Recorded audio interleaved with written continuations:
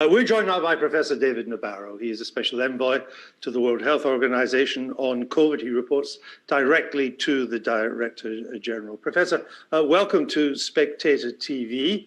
36.5 million cases of COVID across the globe, over 1 million fatalities. Are we past the worst or not? Can we see an end to this yet or not?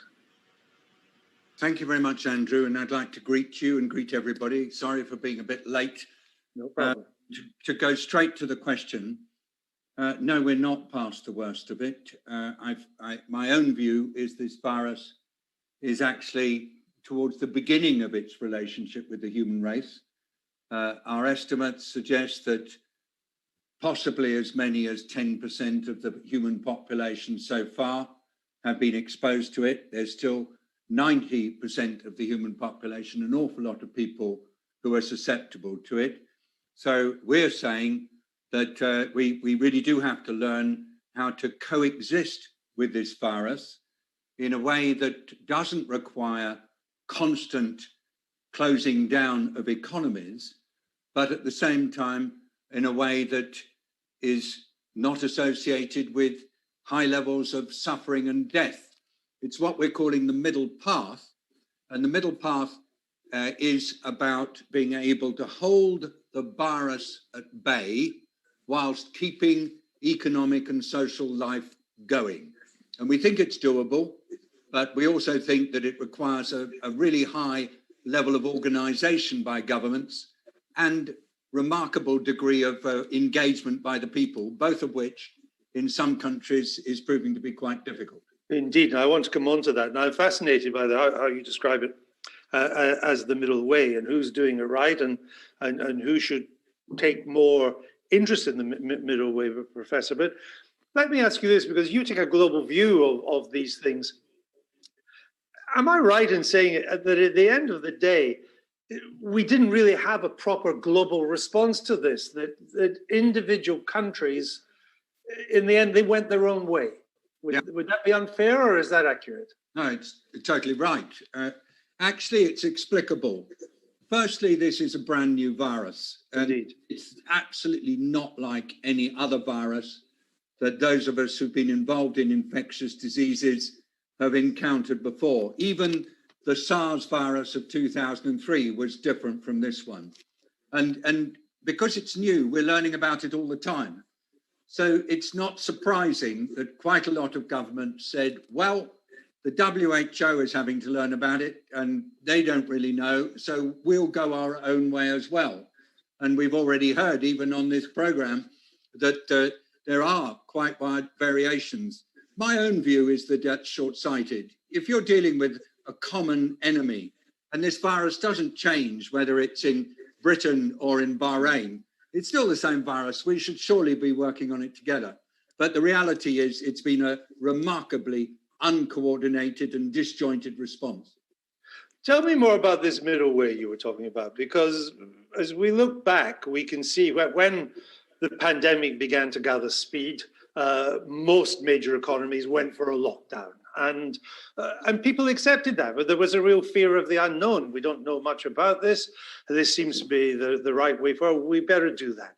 And then and by we, I don't just mean Britain, I mean France, Spain, even America, and other countries too, outside the Western Hemisphere.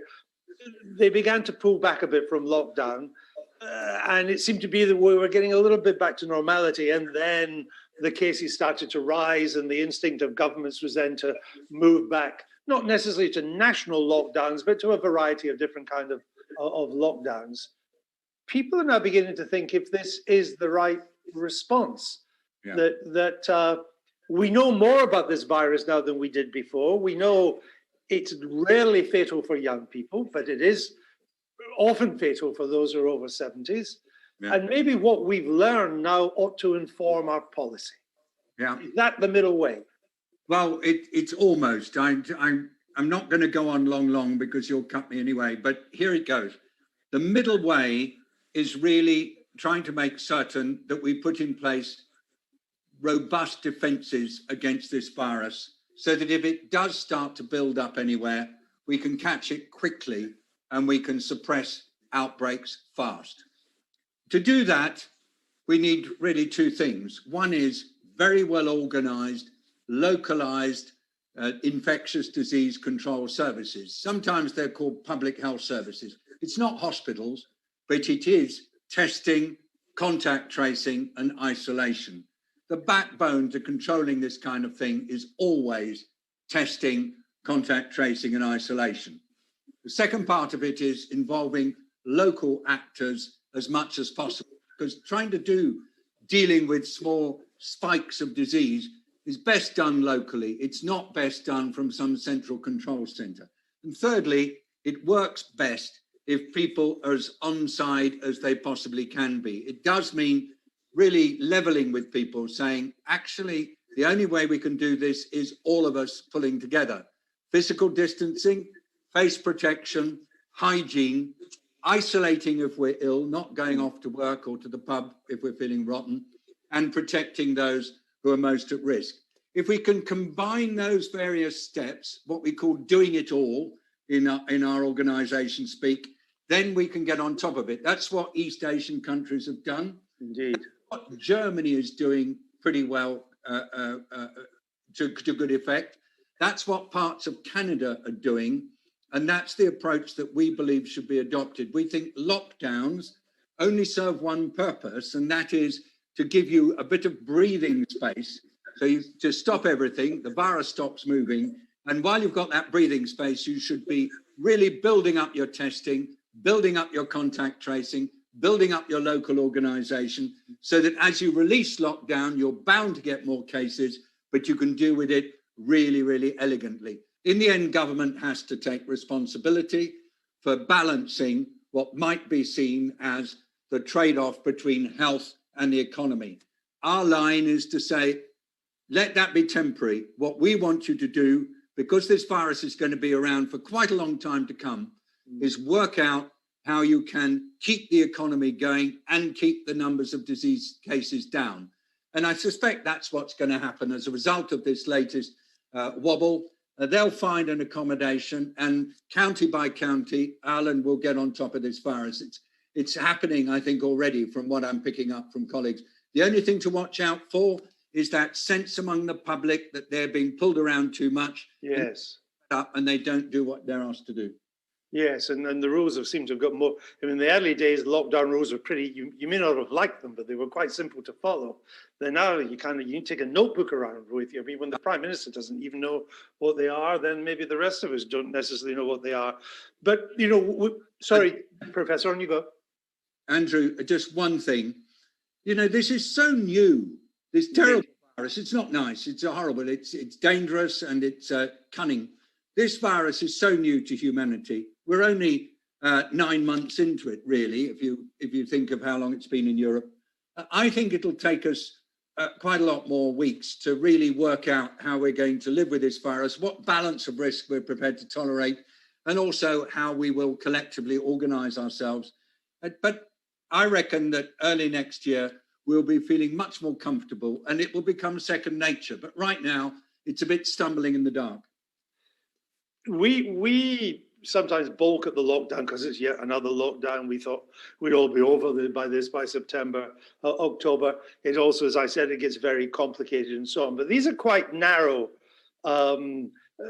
personal inconveniences, and of course they can have economic impacts overall too. But we had Professor Sunetra Gupta from Oxford University on, and she was implying, and I'm interested in you because you have a global mandate, a global view, was that a problem we don't think about in lockdowns is that they're very nationalistic. That if we lock down our economy, then it hits our economy. But it also means we are not buying stuff, we're not trading with weaker economies. We are not just destroying our own jobs, we're destroying the jobs of all those that in the poorer parts of the world that export to us. That seemed to me to be a reasonable point. Really important point by Professor Gupta. I want to say it again. We in the World Health Organization do not advocate lockdowns as a primary means of control of this virus. The only time we believe a lockdown is justified is to buy you time to reorganize, regroup, rebalance your resources, protect your health workers who are exhausted. But by and large, we'd rather not do it. Just look at what's happened to the tourism industry, for example, in the Caribbean or in the Pacific, because people aren't taking their holidays.